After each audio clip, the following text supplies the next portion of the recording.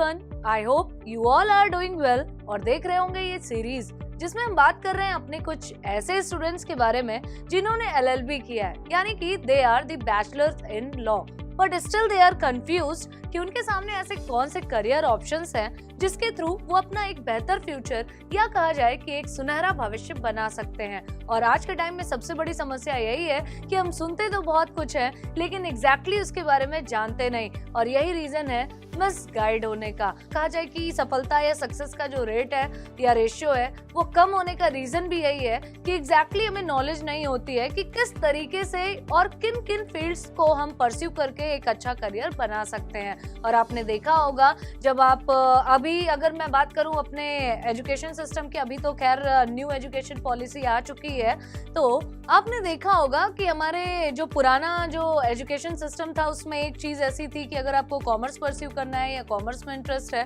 तो आपको accounts, economics या बिजनेस स्टडीज यही सारे सब्जेक्ट्स ही ऑप्ट करने होते थे। और अगर साइंस पढ़ना है तो फिजिक्स, केमिस्ट्री, मैथ्स। और अगर मैं बात करूं अगर आप आर्ट साइड ज्वाइन करना चाहते हैं या आर्ट्स की स्ट्रीम को ज्वाइन करना चाहते हैं तो आप हिस्ट्री, ज्योग्राफी तो पढ़ सकते हैं लेकिन साइंस नहीं पढ़ सकते। बट न्यू एजुकेशन पॉलिसी में ऐसा कहा जाए कि एक सिस्टम बनाया गया है जिसमें आप चाहे तो हिस्ट्री भी पढ़ सकते हैं, चाहे तो आप केमिस्ट्री भी पढ़ सकते हैं, चाहे तो आप अकाउंट्स भी पढ़ सकते हैं एक साथ। ये अच्छी बात है। लेकिन जब अगर मैं बात करूं जिन बच्चों ने ऑलरेडी इस चीज को कहा जाए कि फेस किया है और उनको लगता है कि उन्होंने सुना हुआ था कि अगर मैं कॉमर्स से पढ़ रहा हूं तो मैं CA ही बन सकता हूं, या फिर मैं अगर कहा जाए आर्ट साइड परस्यू कर रहा हूं तो मैं सिविल सर्विसेज के लिए ही केवल जा सकता हूं या फिर गवर्नमेंट जॉब के लिए ही प्रिपरेशन कर सकता हूं, तो ऐसा बिल्कुल नहीं है। There are various options, you just have to explore them. तो ये सीरीज आप ही के लिए है जिसमें हमने अपने अलग अलग एपिसोड्स के मीडियम से आपसे बात की है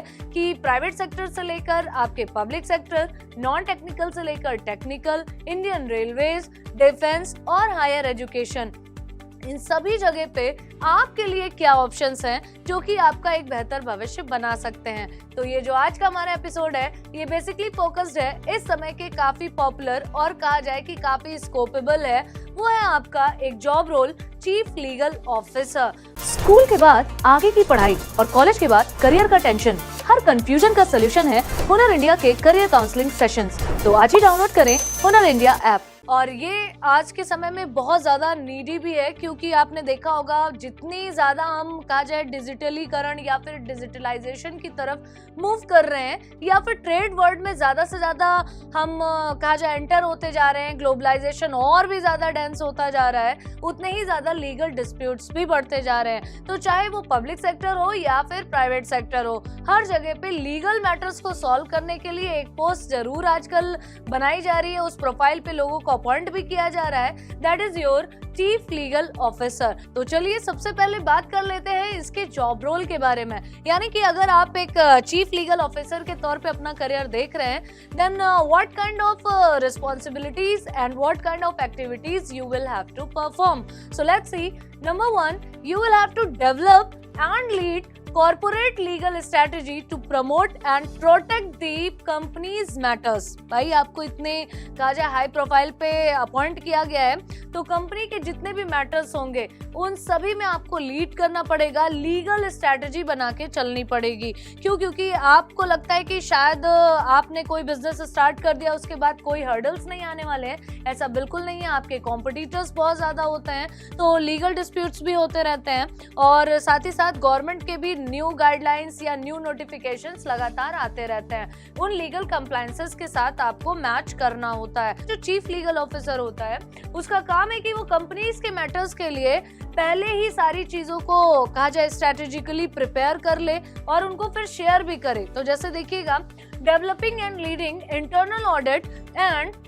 corporate compliance programs, developing and leading internal audit. क्यों? क्योंकि जैसे ऑडिट का मतलब क्या है कि आपके खातों की जांच होना, आपने जो भी अकाउंट्स बनाए हैं, P&L बनाया है, बैलेंस शीट तैयार की है, उसको जांचना या फिर कहा जाए उसको चेक करना, उसकी ऑडिट करना कि क्या प्रॉपर है या नहीं है। ऐसा तो नहीं है कि आप टैक्स सेव करने के चक्कर में प्रॉफिट अपना कम दिखा रहे हैं, आपके यहाँ पे प्रॉफिट तो बहुत ज्यादा हुआ है बट आप लॉस ही लॉस शो कर रहे हैं अपने अकाउंट्स में। तो बाहर से जो भी ऑडिटर्स आते हैं, उन्हें हम एक्सटर्नल ऑडिटर्स कहते हैं, तो वो अगर आते हैं और उनको लगता है कि शायद ट्रू एंड फेयर व्यूज नहीं मिल रहा है आपके अकाउंट से, तो एक बैड इम्पैक्ट होता है आउटसाइडर्स के व्यू में। आउटसाइडर्स को लगता है कि शायद ये विंडो ड्रेसिंग कर रहे हैं, यानी कि जो एक्चुअल कंडीशन उसे नहीं शो कर रहे हैं। तो इसीलिए इंटरनल ऑडिटर्स रखे जाते हैं जो इंटरनली पहले ही खातों को चेक करते रहते हैं, वेरीफाई करते रहते हैं कि क्या सारी चीजें प्रॉपर है या नहीं। तो एज एन इंटरनल ऑडिटर भी आपको काम करना होता है, यानी आप देखते रहते हैं क्या लीगल कंप्लायंसेस जितने भी फॉलो करने हैं वो सारे के सारे फॉलो हो रहे हैं या नहीं। इसके अलावा maintaining proper corporate interactions with the relevant local, state and federal governmental bodies. अब यहाँ पे क्या कहने का मतलब है, जैसे कि स्टेट गवर्नमेंट के भी कुछ रूल्स रेगुलेशंस होते हैं,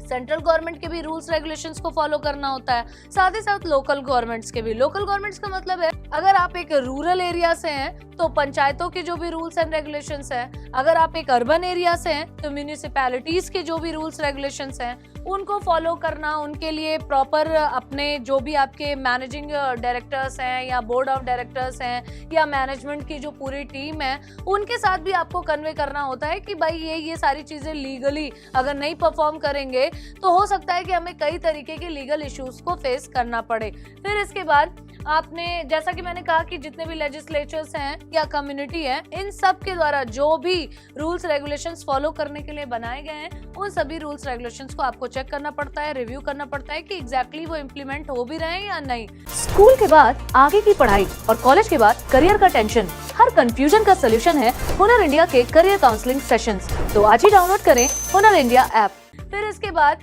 advising the CEO and other senior corporate officers on a variety of issues, यानी कि कंपनी के जो चीफ एग्जीक्यूटिव ऑफिसर हैं, अदर सीनियर कॉर्पोरेट ऑफिसर्स हैं, इनको आपको बताना पड़ता है, उनको एडवाइस करना पड़ता है कि इस पर्टिकुलर इशू पे आपको क्या करना चाहिए, क्योंकि आपके पास जो नॉलेज है शायद उनके पास उतनी डेप्थ नॉलेज नहीं है, क्योंकि आपने अपने 3 साल दिए हैं, तो 3 साल आपने कई तरीके के लॉज पढ़े हैं, तो आप शायद उनकी ज्यादा अच्छे से हेल्प कर सकते हैं। और जब तक आप हेल्प नहीं कर पाएंगे कंपनी के लिए, आप कुछ कंट्रीब्यूट नहीं कर पाएंगे, then why they will appoint you, क्यों अपॉइंट करेंगे आपको। फिर इसके बाद helps a company follow legal and regulatory issues, तो जितने भी लीगल और रेगुलेटरी इश्यूज होते हैं उन सबको फॉलो करने में आप हेल्प करते हैं।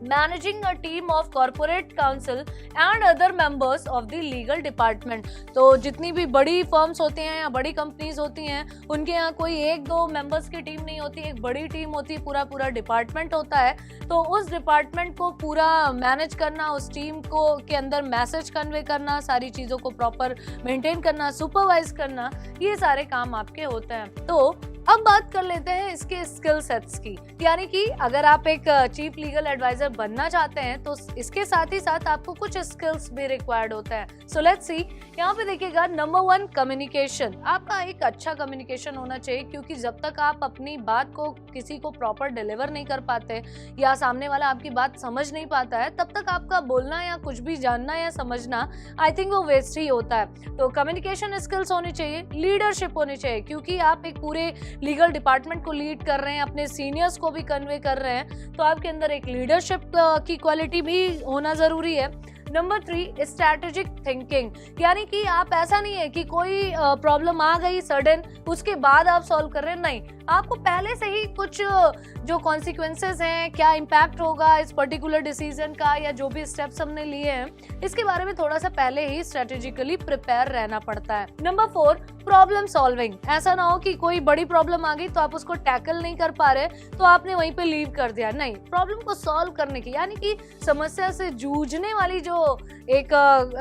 गुण होता है, एक क्वालिटी होती है, वो आपके अंदर होना चाहिए। एथिक्स, यानी कि जो भी चीजें आपको लगता है कि ऐसा ना हो कि आप लीगल मैटर्स को सॉल्व तो कर रहे हैं लेकिन किसी के साथ इनजस्टिस भी हो रहा है, तो इस बात का ध्यान रखिए कि आपको प्रॉपर एथिक्स को मेंटेन करते हुए ही सारे डिसीजंस लेने हैं, सारे काम करने हैं। इसके बाद working knowledge of state and federal laws and regulations, आपके स्टेट में क्या लॉज हैं, किस पर आपकी कंपनी से रिलेटेड या उससे रिलेवेंट जो भी लॉज हैं उनके बारे में प्रॉपर डोमेन नॉलेज तो आपके पास होनी ही चाहिए। इसके बाद outstanding written and verbal communication skills, आजकल आप देखते होंगे हर चीज के लिए प्रूफ मांगा जाता है, तो ज्यादातर आप देखते होंगे मेल्स के थ्रू ही कम्युनिकेशन होता है, तो वर्बल कम्युनिकेशन तो होना ही चाहिए अच्छा, साथ ही साथ रिटन कम्युनिकेशन भी आपका अच्छा होना चाहिए। फिर इसके बाद आपने देखा होगा कि मैंने हर जगह पे